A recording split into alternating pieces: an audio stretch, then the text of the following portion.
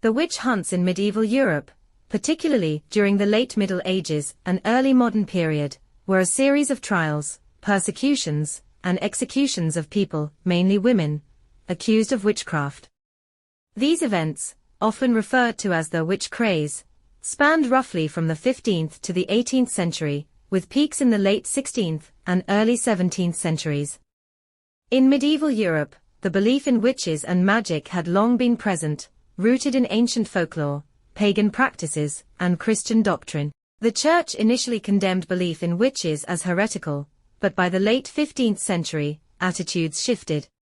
The publication of texts like the Malleus Maleficarum, The Hammer of Witches, in 1487, written by Heinrich Kramer and Jacob Sprenger, played a critical role in popularizing the idea that witches were real, dangerous, and aligned with the devil.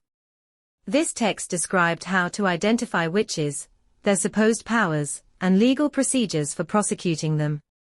It contributed to the widespread panic about witchcraft, and gave a legal and theological framework for witch hunts. There were several causes for the witch hunts in Europe, and they varied by region. Religious conflicts, political instability, and economic hardships often heightened people's fears. The Protestant Reformation and the Catholic Counter-Reformation in the 16th century created divisions and tensions across Europe, and both Catholics and Protestants sometimes accused each other of heresy and witchcraft. During times of crisis, such as famines, plagues, and wars, witches were frequently blamed for causing misfortune, crop failures, and natural disasters. Additionally, social factors, such as the rise of patriarchal structures, contributed to the persecution, as women were disproportionately targeted. Accusations of witchcraft often began with suspicion in local communities, usually against women, who were seen as outcasts, healers, or midwives. Neighbors might accuse someone of causing illness, death, or bad fortune through magical means. Accused witches would then face legal trials, which could involve severe torture to extract confessions.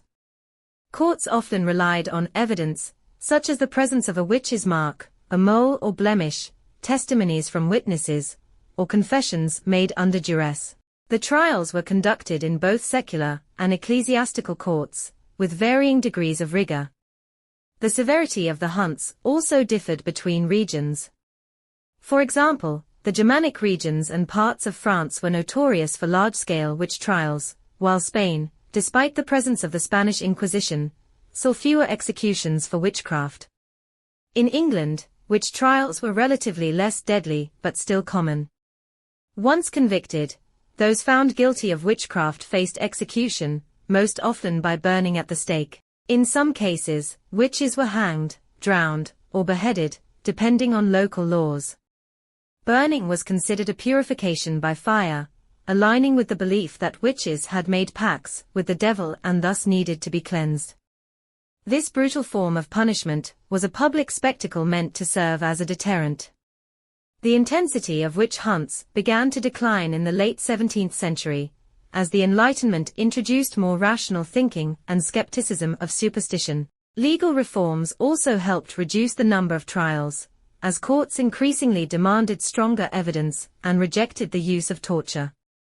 By the 18th century, most European countries had largely stopped prosecuting people for witchcraft, although isolated cases still occurred.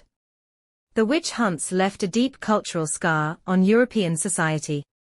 Estimates of the number of victims vary, but it is believed that tens of thousands of people, predominantly women, were executed during this period. The witch craze also reinforced gender stereotypes, as women were often portrayed as weaker, morally corrupt, and more susceptible to making pacts with the devil.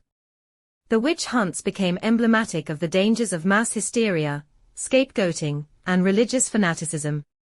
In modern times, the witch hunts serve as a reminder of the dangers of persecution, intolerance, and fear-based governance. The trials are studied in relation to broader themes of human rights, justice, and the power dynamics of gender and religion.